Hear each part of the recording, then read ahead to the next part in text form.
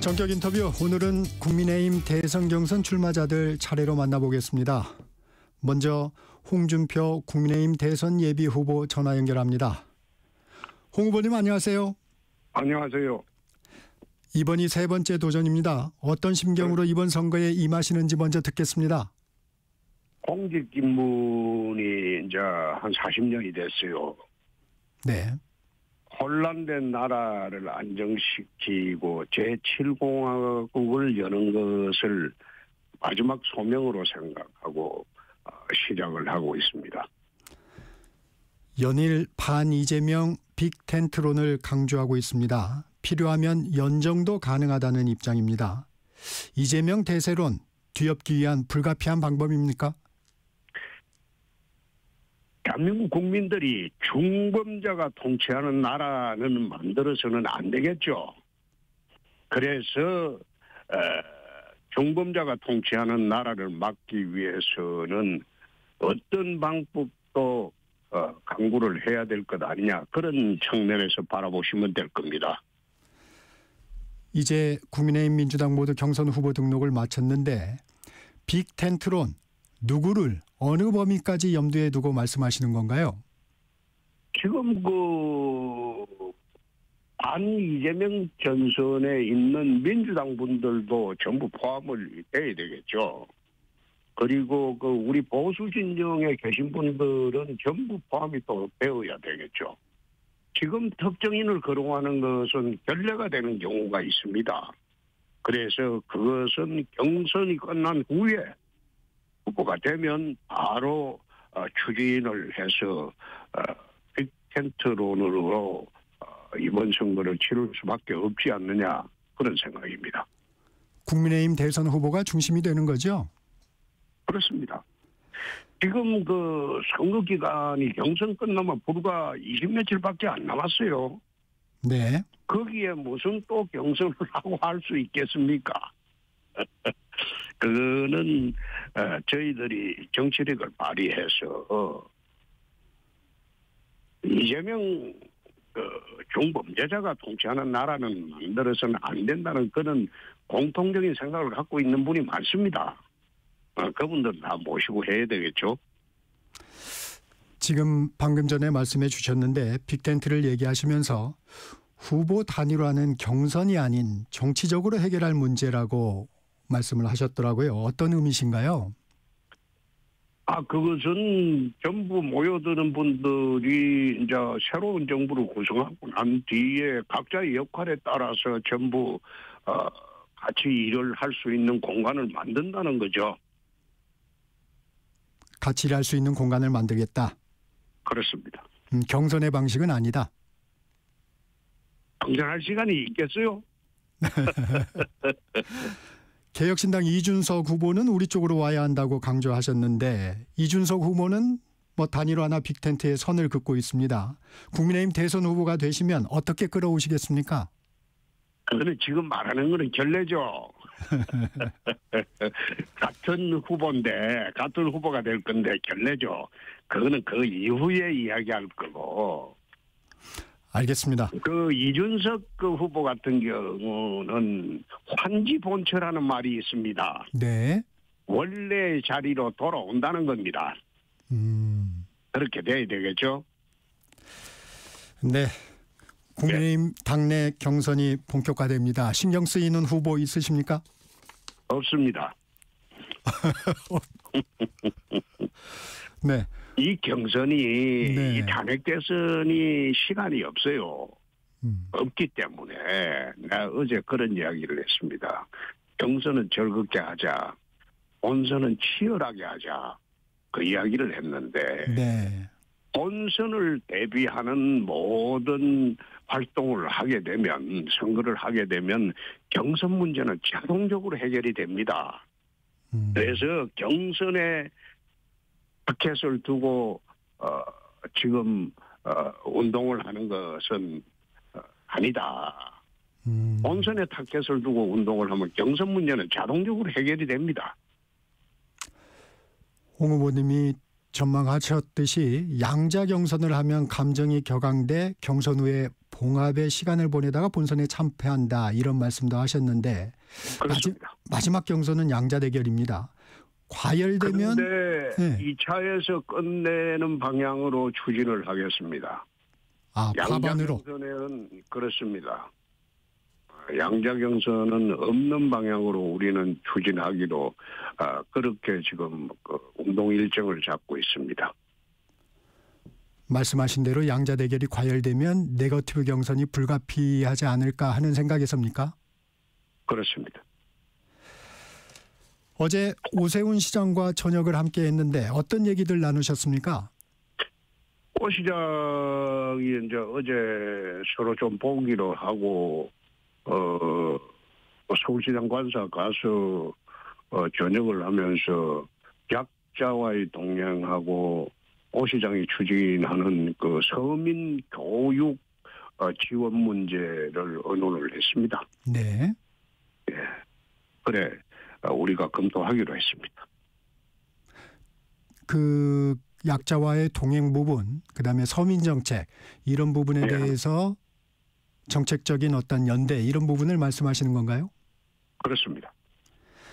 오세훈 서울시장과 유승민 전 의원의 경선 불출마, 홍 후보님의 경선 가도에는 어떤 영향을 미칠까요? 나는 방금 우리 기자님한테 말씀드렸듯이 네. 본선을 두고 지금 선거운동을 하고 있는 거지 경선의 영향력 그런 거를 생각해 본 일이 없습니다. 지금 시간이 없어요. 통상으로 우리가 정상적인 대선을 하면 경선에 한 6개월을 시간을 줍니다. 네. 그리고 본선은 4개월 정도 시간을 줍니다. 그런데 이거는 딱 경선 본선 합쳐서 60일밖에 되지 않아요. 네. 지금 벌써 열흘이 지나버렸어요. 그래서 거기에 경선에 매몰되고 그다음에 본선을 하겠다 그거 하기에는 시간이 너무 없어요. 이재명하고 홍준표 구도를 제대로 만들면 경선 문제는 자동적으로 해결이 됩니다. 다른 후보들이 좀 섭섭해 하실 것 같아서 한 가지만 더 여쭙겠습니다. 경선을 이래 하게 되면 네. 선거는 자기가 잘해야 돼요. 남을 의식하고 경쟁자를 의식하고 그렇게 하면 선거가 상당히 어려워집니다. 자기가 잘해서 되는 게 가장 바람직한 선거입니다. 남이 실수해서 되는 선거도 있을 수가 있어요. 그러나 대부분의 선거는 자기가 잘하면 되는 겁니다. 그래서 우리는 다른 후보 의식하지 않고 우리가 세운 그 플랜대로 그리고 우리가 가는 길대로 그냥 앞만 보고 가는 겁니다. 선거가 원래 그렇게 해야 됩니다. 홍 후보님이 강조하시니까 준비한 질문이 있는데 그냥 넘어가겠습니다. 그 부분은. 네. 예. 출마 선언 당시 이재명 전 대표의 사법 리스크를 강조하셨는데 이재명 전 대표가 대통령이 돼서는 안 되는 이유 뭔가요? 범죄자의 나라, 중범죄자의 나라가 되죠. 그거는 바람직스럽지 않죠. 두 정권을 비교하는 홍준표 정권, 이재명 정권을 비교하는 비교표가 우리 캠프에 있습니다. 네. 이재명의 나라가 되면 어떤 나라가 될 것인가?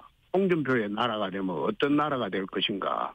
그 비교한 비교표가 우리 캠프에 지금 있습니다. 아마 오늘부터 본격적으로 국민들한테 알릴 것으로 봅니다. 비교표 조금 설명해 주시면 어떻습니까? 그거는 이재명 대표가 되면 진짜 부도덕, 해륜 그게 정당화되는 나라가 되죠. 그리고 안칙 그리고 범죄자들이 설치는 나라가 되죠. 지금 국민들께서는 아직 못 느낄 겁니다. 실제로 집권할 때 이재명 대표가 이런 이야기 한 일도 있어요. 권력은 잔인하게 행사해야 된다. 네. 그럼 문재인이보다 정치 보복이 아마 10배로 더 할 겁니다. 나라는 엉망되겠죠. 그러니까 국민들이 이런 나라를 만들겠나 그런 뜻입니다. 그 설명은 차차 드릴 겁니다. 앞으로. 지금 그 후보의 자질 문제를 말씀해 주셨는데 정책적인 문제는 어떻습니까? 정책은 베네수엘라로 가겠죠. 차베스처럼 국민들한테 무상 나눠주는 거 이게 몸에 뱉지 않습니까? 그럼 우리 후손들한테 빚만 떠넘기는 그런 나라로 또 만들겠죠. 문재인이 때 국가 부채가 400조가 늘었어요. 한조 시대를 만들었어요. 지금 이재명 대표가 되면 수천조 시대로 만들 겁니다. 얼핏하면 퍼주는 것만 이야기하잖아요. 얼마 전에도 엔비디아 네. 이상한 비슷한 거 만들어가 국민들한테 주식은 공짜로 주겠다 이런 소리를 하는 사람을 어떻게 대통령을 만들어요? 일하는 사람이 대접받는 사회를 만들어야죠. 네. 지금 비교표도 말씀해 주셨는데 그러면 홍준표의 나라는 어떻게 다릅니까? 그러면 저는 늙은 게 그렇습니다. 이 나라 100년 미래를 위해서 제7공화국을 새로 만들고 선진대국을 만들자. 잘 사는 나라 만들고 행복한 국민 만들고 강한 나라를 좀 만들자. 북한의 김정은한테 핵 눈치나 보면서 굽신거리는 그런 나라 만들지 말고 중국에 쎄쎄하고 일본에 아리가도 하고 미국에 굽신거리고 그런 나라 만들지 말자는 겁니다. 우리 자손들을 위해서 당당한 나라 만들자는 겁니다. 이 부분도 하나 여쭤보겠습니다. 더불어민주당에서는 이른바 명태균 게이트 연루 의혹을 지속적으로 제기하고 있습니다. 네.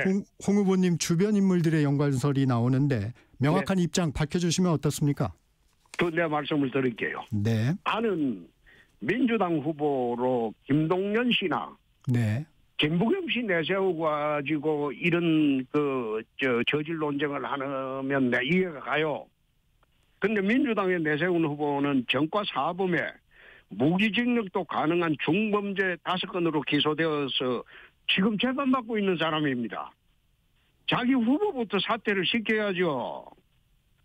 그런 사람을 데리고 와가지고 아무런 관련이 없는 나하고 관련이 없는 명태균 같은 사기꾼하고 엮으려고 덤비는 게 그게 옳습니까? 그 양심부재지. 후안 묻히고 민주당 그 후보부터 바꾸고 난 뒤에 그거 좀 제기해서 떠들면 그때 내가 답변하겠어요. 나는 일체 관련이 없습니다. 할 것만치도 관련이 없습니다. 주변 인물들의 연관설은 어떻게 보세요? 주변 인물들과 사적 거래입니다. 사적 거래. 자기들끼리 돈 빌려주고 받고 자기들끼리 업무적으로 여론조사를 해보고 안 해보고 우리하고는 아무 상관없는 거예요. 조사를 해보면 알 거 아니에요. 예. 그러면 이런 의혹 제기 어떻게 대응하시겠습니까? 대응 안 해요. 그걸 왜 대응을 합니까? 나는 관련이 없는데. 아니 생각을 해보세요. 중범죄자고 정과 사범에 그런 사람이 그런 이야기 한다고 국민들이 믿으면 이게 정상사회입니까? 아이고, 거짓말 정권이에요. 입만 열면 거짓말하는 정권이 될 겁니다. 홍 후보님, 다른 후보들은 신경 쓰지 않는다는 말씀하셨는데 한 가지만 여쭤봐도 되겠습니까? 하세요. 경선 경쟁자 중에 한동훈 전 대표에 대해서는 그동안 날선 비판을 많이 하셨습니다. 김종인 전 국민의힘 비대위원장은 조기 대선을 전제했을 때 국민의힘 안에서 한 전 대표를 능가할 사람이 없다고도 했는데 어떻게 평가하십니까? 김종인 위원장은 그 점성술사 아닙니까? 늘 별점 보는 사람 아닙니까? 별점을 보니까 그래 나오는 모양이죠. 그런데 그 별점이 이번에 털리설 겁니다. 그리고 한동훈 대표에 대해서는 언급 자체를 하지 않습니다. 경선기간 내에서도 나는 언급 자체를 하지 않을 겁니다. 왜 그러시죠? 언급의 가치가 없습니다. 언급할 가치가 없습니다. 어제 현충원을 참배하셨는데 당내 의원들이 적지 않게 함께했습니다. 김대식 예. 의원이 밝히기로 현직 의원 30여 명, 원외 당협위원장 60에서 80여 명이 도와주고 있다고 하는데 지난 대선과는 달리 당심 확보 자신하세요? 그분은 지난 탄핵 직후부터 당심 잡는데 노력을 좀 했습니다. 한 네. 석 달간. 그래서 현직 의원들이 지금 속속 합류를 하면서 50명까지 될 수 있을 것으로 봅니다. 원외위원장들 네. 80에서 90명까지 이제 같이할 수 있을 것으로 봅니다. 그러면 당심의 절반 이상은 이번에는 잡은 겁니다. 지난번에 처음 2017년도 대선 출마할 때는 민심에서 졌고, 네. 지난번에 3년 전에 윤석열 후보 갈 때는 민심에 이기고 당심에 당심에서. 졌습니다. 네. 이번에는 민심과 당심을 같이 잡기 위해서 만에 하나 있을지 모르는 이번 탄핵 대선 때문에 그걸 대비해서 석 달 전부터 우리가 공약도 다 만들고 그리고 당심 잡는 노력도 했습니다. 이번엔 괜찮을 것 같습니다. 과거의 경험이 이번에 준비에 많이 도움이 됐겠군요. 그렇죠. 실패를 계속하면 안 되겠죠. 네. 한덕수 대통령 권한대행 차출설에 대해 여진이 계속되고 있습니다. 무소속 단일화설도 나오고 있는데. 말도 안 되는 말이라서 내가 답변을 안 하겠습니다. 네네. 저희가 비상식적인 이야기죠. 예. 저희가 여쭤보고 싶은 건 한 대행이 대선에 대해 명확한 입장 표명을 해야 한다고 보십니까? 그럴 필요도 없습니다. 한덕수 대행은 관료입니다. 선거를 중립적으로 관리해야 하는 관료입니다. 그래서 거기에 대한 명확한 입장이고 뭐고 할 필요가 없죠. 각자 일을 열심히 하면 되는 거죠. 네. 나는 그거 가지고 우리 당 내부를 흔들려고 하는 것도 나는 어마어마한 술책이라고 봅니다. 한덕수 대행 내 잘 알고 있습니다. 그분 그런 짓 할 사람 아닙니다. 네, 이어가겠습니다. 정치 부분 18개 공약을 제시하면서 국가 대개혁 구상을 발표했습니다. 차기 네. 정부에서 우선순위가 있다면 가장 시급히 해야 할 일은 뭐라고 보십니까?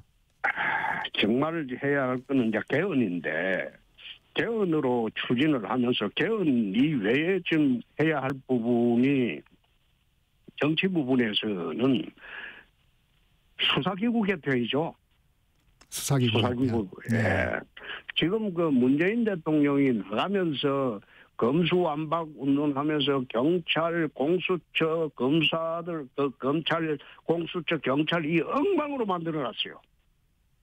그래서 수사기구를 일어날 필요가 있습니다. 미국처럼 미국 FBI처럼 국가수사국을 만들어서 수사기구를 일어날 필요가 있습니다. 그것은 헌법 개정 없어도 가능합니다. 그것부터 가장 먼저 해야 되겠죠. 그 공약들을 보니까 여론조사 부분에서는 응답률 10% 미만은 발표 금지해야 한다는 공약도 있던데 어떤 배경입니까? 그거는 지금 우리나라 여론조사는 팬덤 여론조사입니다. 특히 팬덤 여론조사가 대부분이죠. ARS 같은 경우에는 그것은 응답하는 사람들은 거의 광적인 지지 계층입니다. 네. 2, 3%, 4, 5%. 아니, 수만 통을 해갖고 수십만 통을 전화해가지고 그 1000통 응답한 거 가지고 이게 국민 여론이다. 그렇게 하는 게 정상적이지 않은 거 아닙니까? 여론조사 응답률은 여론조사는 대부분 전화 면접으로 해야 되고 전화 면접으로 하고 난 뒤에 적어도 10% 이상 응답률이 있을 때 발표를 하는 게 맞습니다. 왜곡된 여론, 특히 진영 논리가 지금 극도로 심각해져 있는 우리나라에서 여론조사랍시고 내놓는 것이 팬덤 계층의 여론조사 가지고 그게 국민 여론으로 오도되고 있는 것은 극히 잘못입니다. 그래서 여론조사 기관을 손볼 때가 많습니다. 내가 이 정치 30년 하면서 여론조사 기관의 행태부터 시작해서 네. 자금하는 것도 다 알고 있습니다. 상당수가 명태균식 여론조사를 지금도 하고 있습니다. 이렇게 하면 안 되겠죠.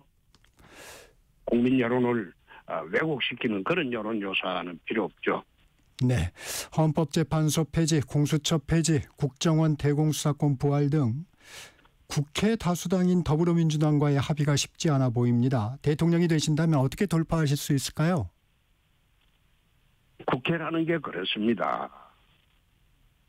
제가 2008년도 원내대표 할 때 그때 광우병 파동이 있었어요. 네. 나라가 굉장히 혼란스러웠죠. 그때도 여당 원내대표 하면서 야당과 합의를 해서 모든 일을 처리를 했습니다. 대화와 타협, 소통 그렇게 해서 공감대를 끌어내는 겁니다.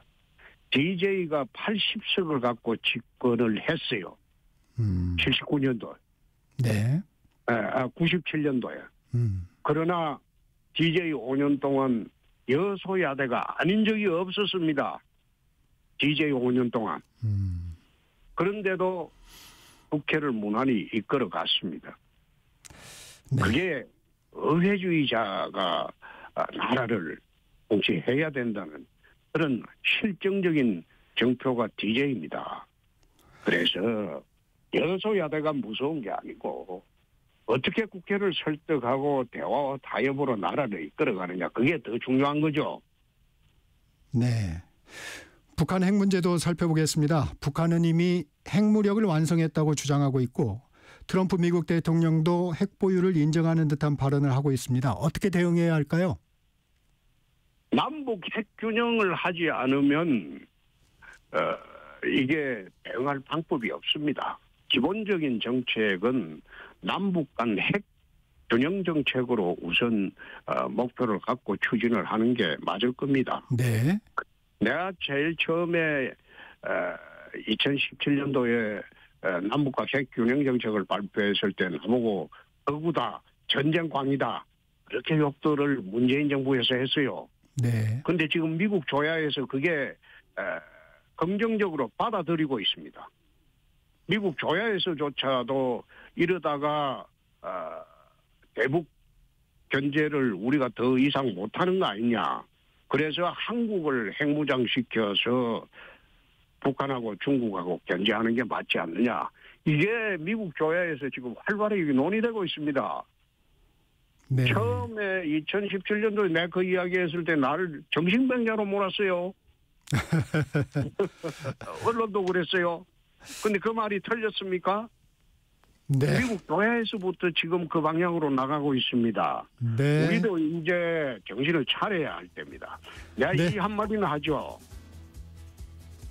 여기 경제는 먹고 사는 문제에 불과하지만은 안보는 죽고 사는 문제입니다. 네.